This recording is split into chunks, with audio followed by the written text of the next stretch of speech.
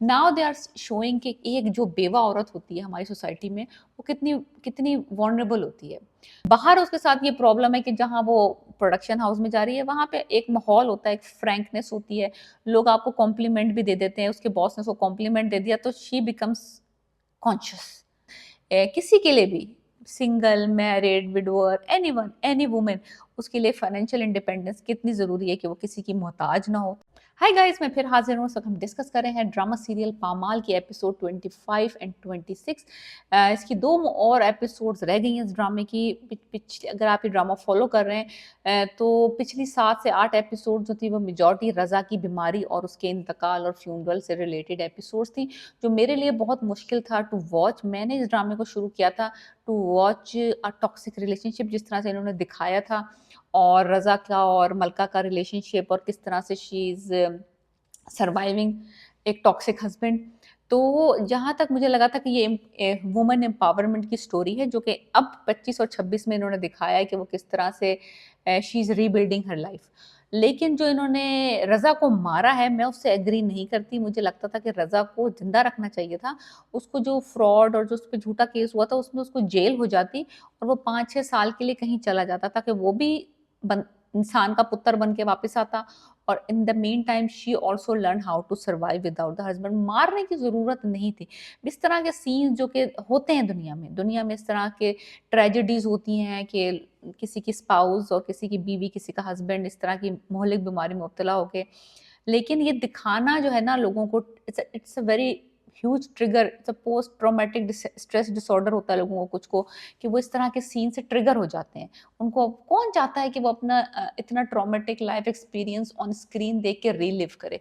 It is not motivating in any shape और form. किसी हिसाब से भी मुझे नहीं लगता कि कोई बंदा ड्रामा बैठ के देखता है तो वो ये देखना चाहता है कि उसकी ज़िंदगी के गम स्क्रीन पे नज़र आ रहे हैं और उसकी ज़िंदगी की ट्रेजेडीज़ नज़र आ रही हैं। वो चाहते हैं कि कोई ऐसा चीज़ हो जो कि उनको रियलिटी से थोड़ा-सा डिस्ट्रैक्ट कर दे, थोड़ा एन्जॉय करें, थोड़ा फन करें, थोड़ा रोमांस, थोड़ा-सा whatever, but not like the hopelessness, और तो मर गया और बिल्कुल ही, यानी कि जिस हालत में उसको दिखाया और वो जिसकी बीमारी की प्रोग्रेशन दिखाई, I do not agree with it. Now they are showing कि एक जो बेवा औरत होती है हमारी सोसाइटी में, वो कितनी कितनी वल्नरेबल होती है।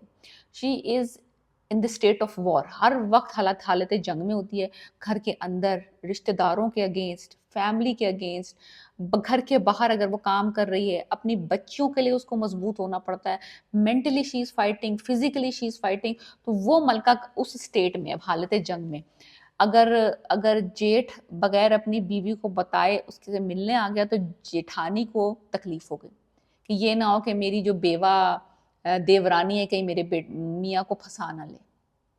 औरत ही औरत की काट कर रही है यहाँ पे। 2 औरतें ऐसी हैं जो दिखाई हैं कि जो कि जो कि किसी मर्द मर्द को उन्होंने नेगेटिव उसमें दिखाया नहीं है इन 2 एपिसोड में। औरत औरत की भी दिखाई है कि दुश्मन है, सीधी बात ये है, और होती भी हैं, होती भी हैं। अब इसमें कोई 2 राय नहीं है कि घर में अगर कोई बेवा कज़न या बेवा लड़की या फैमिली में कोई लड़की बेवा हो गई है, तो लोग उस घर वाले अपने बेटे की शादी उससे नहीं करते, बिकॉज़ वो कहते हैं बेवा से क्यों शादी करें, हमें तो कुँवारी लड़की चाहिए। तो वो यहाँ पे हो रहा है। आने की मदर जो है वो तड़प रही हैं कि ऐसा ना हो कि मेरा बेटा जो दुबई वापस नहीं जा रहा, ये ना हो कि उसकी दोबारा पुरानी मोहब्बत जाग जाए और वो इस बेवा से शादी कर ले, जबकि ये बेवा ज़्यादा अच्छी हो शायद, वो जो लड़की उसने पसंद की है, लेकिन वो बेवा से शादी नहीं करवाना चाहती अपने बेटे की। नंबर 1 ये नेगेटिव औरत। नंबर 2 जो इसकी शहूद की बीवी दिखाई है, उसको एतराज़ हो गया कि उसका मियाँ जो है उसको बगैर बताए मलका से मिलने क्यों चला गया। उस लाज़मी सी बात है, एतराज़ इसी बात का हुआ है ना कि वहाँ ना जाए, वहाँ से उसकी कहीं वो, अब उसका मियाँ मर गया तो मेरे मियाँ पे डोरे ना डाल ले, मेरे मियाँ को ना फँसा ले। तो जेठानी जो है, तो उसको ये तकलीफ़ हो गई कि मेरे साथ जाया करो, अकेले मत जाया करो, तुमने मुझे बताया क्यों नहीं? यानी कि बुरा मान गई वो, बुरा मान गई कि उसके मियाँ और मलका की अकेले में मुलाकात हुई है। सो एनीवेज़, मलका के अलग मसला है, ये चलो ये तो घर के मसले मसाइल हो गए, ये तो घर में फड्डे हो रहे हैं। बाहर उसके साथ ये प्रॉब्लम है कि जहाँ वो प्रोडक्शन हाउस में जा रही है, वहाँ पे एक माहौल होता है, एक फ्रैंकनेस होती है, लोग आपको कॉम्प्लीमेंट भी दे देते हैं, उसके बॉस ने उसको कॉम्प्लीमेंट दे दिया तो शी बिकम्स कॉन्शियस। उसको एकदम जो है ना वो अनईज़ी सा फ़ील होने लग गया। उसने अगले दिन कपड़े अपने बदल लिए, पूरे बिल्कुल फीके-फीके रंग के कपड़े पहन के जाने लग गई, चादर लपेट ली अपने आस-पास, बाल अपने like she made herself look unattractive कि कोई आदमी उसकी तारीफ ना करे because she feels guilty, she feels uncomfortable. अब वो नौकरी तो नहीं छोड़ सकती क्योंकि उसके ऊपर इतना माली हालात नहीं है कि वो घर बैठ जाए अपनी बेटी को लेके, तो उसको नौकरी तो करनी है। तो उसने कहा कि ये ना हो कि मेरे जो गेटअप है, मेरा जो लुक्स हैं कि शायद ये इनवाइट कर रहे हैं लोगों को towards me, so let me make my self अगली। तो लोग जो है ना मुझे कॉम्प्लीमेंट्स ना दें, मेरी तरफ देखें ना, बस मुझे नौकरी पे रखें, मैं बस इनविजिबल काइंड ऑफ एंटिटी रहूं आदमियों की नज़र में। तो ये बात उसके बॉस ने नोट कर ली और उसने उसको मेक श्योर किया कि देखो हमारा माहौल ऐसा है और हम लोग फ्रैंक रहते हैं, हम रोमांटिक सीन्स भी डिस्कस करेंगे, हम रिलेशनशिप भी डिस्कस करेंगे, हमें ड्रामा बनाना है, हमें स्टोरीज बनानी है। तो हम इस तरह की छोटी-छोटी बातों को अगर तुम दिल पे लेके अपने आप को इस तरह से आइसोलेट करोगी और अपने आप को इस तरह चेंज करोगी, तो तुम सर्वाइव नहीं कर पा सकते, सर्वाइव नहीं कर सकते। तो ये एक बड़ा एक पॉजिटिव भी दिखाया है कि जहाँ पे नेगेटिविटी है, जहाँ टॉक्सिसिटी है, वहाँ पॉजिटिव लोग भी हैं, अच्छे लोग भी हैं, ओपन माइंडेड लोग भी हैं, लिबरल लोग भी हैं हमारी सोसाइटी में जो कि लोगों को जगह देना चाहते हैं। They want to give them space जिसमें वो ग्रो हो सकें। सो उसका बॉस दिखाया बड़ा अच्छा पॉजिटिव उसका वाइब दिखाई है। फिर मलका का ये है कि मलका को ने जो वादे किए हैं अपनी बेटी से वो उनको पूरा करना चाहती है अब कि वो पैसा कमाना चाहती है, वो किसी के ऊपर मोहताज नहीं रहना चाहती।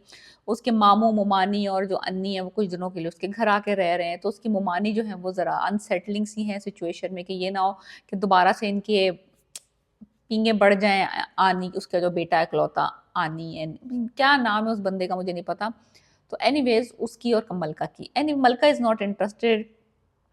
तो ये वाले सारे तो अन्नी साहब के जज़्बात दोबारा जाग रहे हैं। मुझे लगता है उन्होंने दुबई जाने का इरादा भी इसी वज़ह से कैंसल किया है और प्रोबेबली ही विल से कि मेरी मंगनी भी तोड़ दो क्योंकि मैं उस लड़की में इंटरेस्टेड नहीं हूँ, मैं मलका में ज़्यादा इंटरेस्टेड हूँ। तो एनीवेज़ तो ये सारी कहानी जो है ना इट्स मोर नाउ टुवर्ड्स जो हम देखना चाहते थे कि किस तरह से एक बंदी जो है आफ्टर डिवोर्स कह लें, आफ्टर जो बेवा होने के बाद या डिवोर्स होने के बाद सिंगल मदर किस तरह से सोसाइटी में सर्वाइव कर सकती है और फाइनेंशियल इंडिपेंडेंस किसी के लिए भी, single, married, widower, anyone, any women, उसके लिए फाइनेंशियल इंडिपेंडेंस कितनी ज़रूरी है कि वो किसी की मोहताज ना हो ताकि उसको फैसले लेने में, अपने लिए फैसले लेने में और अपनी औलाद के लिए फैसले लेने में कितनी आसानी हो। तो फाइनली मुझे ये 2 एपिसोड्स बेहतर लगी हैं as compare to last 4, 5, 6 episodes. वो मुझे लगा था कि it is not what I want to see in the drama. So this is my own opinion. मेरा अपना टेस्ट है कि कुछ लोग शायद देखना चाहते हो, अपना रीलिव करना चाहते हो अपने एक्सपीरियंसेस को on screen. For me it is not easy to watch. मुझे बहुत दुःख हुआ था रज़ा की पूरी बीमारी वाले सीन्स देख के और बड़ी सारी चीज़ें देख के और वो बच्ची और बेटी के सीन्स देख के। तो एनीवेज़ तो अब ये है कि ये साहिबा ने जो जिनको प्रोडक्शन हाउस में ये ड्रामा लिख रही हैं, इनको ड्रामा मिला है, ये खुद लिख रही हैं और ये ड्रामा लिख रही है ये अपनी और रज़ा की स्टोरी पे। एक बेवा की कहानी लिख रही है ये और बेवा ये खुद है लाइक इसने और ये जो पूरे ड्रामे में इन्होंने फिलर सीन्स डालने की कोशिश की है। जगह-जगह वो रज़ा की जो पुरानी उसको यादें आ रही हैं, वो कैसे मिले थे, वो कैसे उनकी शादी हुई थी, वो क्या-क्या कहता था, वो क्या-क्या करता था। तो she is writing and also she is remembering him. तो यानी कि एक तरीके से एक ट्रिब्यूट दे रही है अपने हस्बैंड की मेमोरी को बाय राइटिंग दिस ड्रामा। सो बहुत ही अच्छा मोड़ लिया है, बड़ा पॉज़िटिव मोड़ लिया है इस ड्रामे ने इन 2 एपिसोड्स में। एंड अगर आपने ये ड्रामा नहीं देखा and if you are into those kind of very real यानी कि बहुत ज़िंदगी से क्लोज़ और बहुत ही रियल कोई इसमें एग्ज़ैजरेशन वाली मामला नहीं, तो आप ये ड्रामा देख सकते हैं। ड्रामे का नाम है पामाल और मैं डिस्कस कर रही थी episode 25 and 26। Please subscribe my channel, let me know what you think about my reviews. Piece.